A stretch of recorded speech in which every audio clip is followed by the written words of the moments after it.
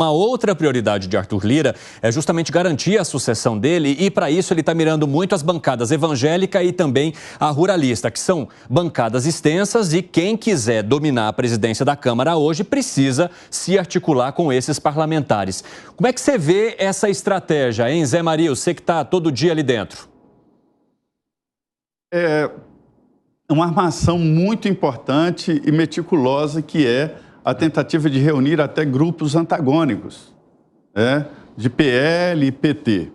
Qual é a estratégia? É de fechar um pacote, oferecendo vice-presidência, primeira secretaria, as outras, lá tem até quarta secretaria.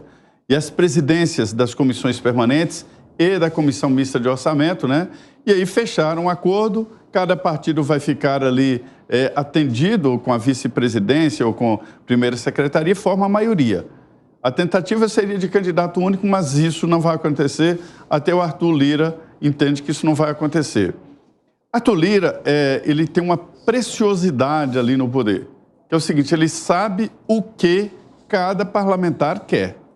Ulisses Guimarães dizia que um deputado aqui se candidata à presidência da Câmara para conseguir a suplência na comissão mista de orçamento. Ele se apresenta como candidato, negocia.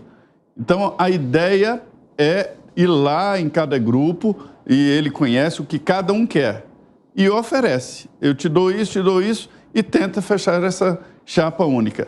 Este é o desafio e esta é a articulação do Arthur Lira nesse momento. Conversar com antagônicos e formar uma maioria. Candidatura única eu acho que não deve acontecer. Ah, sim, Agora, o Fábio Piperno, a gente está falando de uma articulação com grupos que hoje têm certa reserva em relação ao governo federal, Ele não consegue debater muito bem com o grupo ruralista, muito menos com o grupo evangélico. E Lira está buscando auxílio justamente nesses grupos. Você acha que isso pode garantir um presidente da Câmara que tenha a aceitação do governo Lula, porque isso também faria parte da estratégia de Arthur Lira, que é ter alguém com o aval do grupo de Jair Bolsonaro, mas ao mesmo tempo não encontrar nenhum empecilho do grupo de Lula, numa articulação com essas bancadas, dá para atender a todo mundo, inclusive ao governo federal?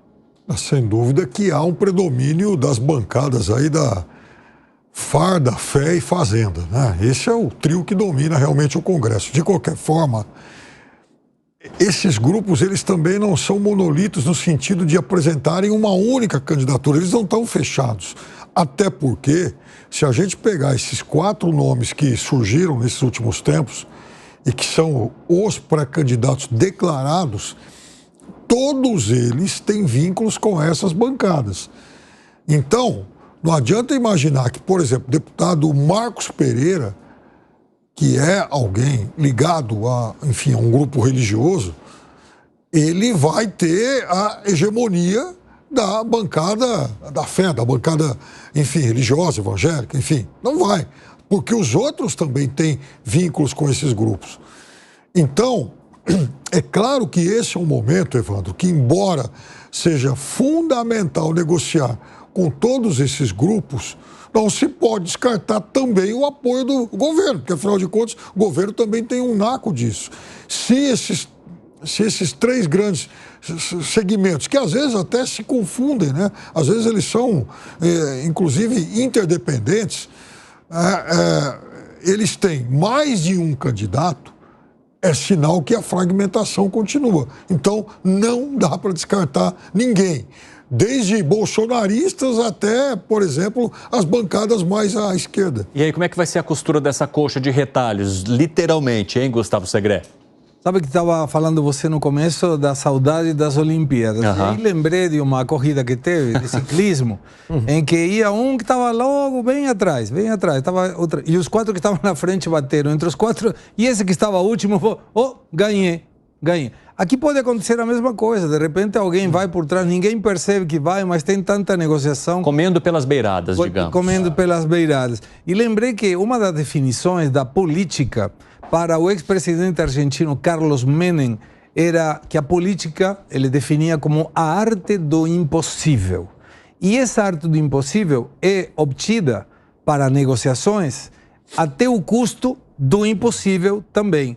Então aí você vê pautas, aborto, drogas, MST, questões vinculadas com a reforma tributária, questões com o marco temporal, as negociações das emendas, aí aparece a sucessão de Lira e de Pacheco. Me parece que são muitas frentes abertas e uma prioridade agora, em 2 meses, as eleições das prefeituras. Então, me dá a sensação que é um momento meio complexo para conseguir isso. Agora, 4h29, o pessoal da rádio vai para um rápido intervalo. Daqui a pouco espero vocês, não saiam daí. Nas outras plataformas continuamos. Fala, Gani.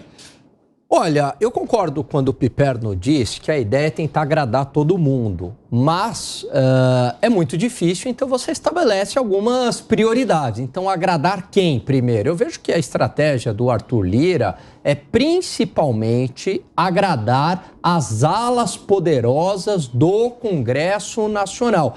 Até porque uma ênfase muito grande ao governo federal pode ser mal vista em relação aos demais setores do parlamento, porque pode sinalizar uma dependência maior do governo federal, que os parlamentares não querem. Eles querem que continue o método Lira. O que é esse método Lira? É uma fatia maior no orçamento, que começou lá com o Eduardo Cunha, e além dessa fatia maior, a flexibilidade orçamentária, né? Que continue a emenda PIX, que continue as emendas de comissão. Então, se for para agradar, vamos agradar primeiro essas alas poderosas, senão o tiro pode sair pela culatra.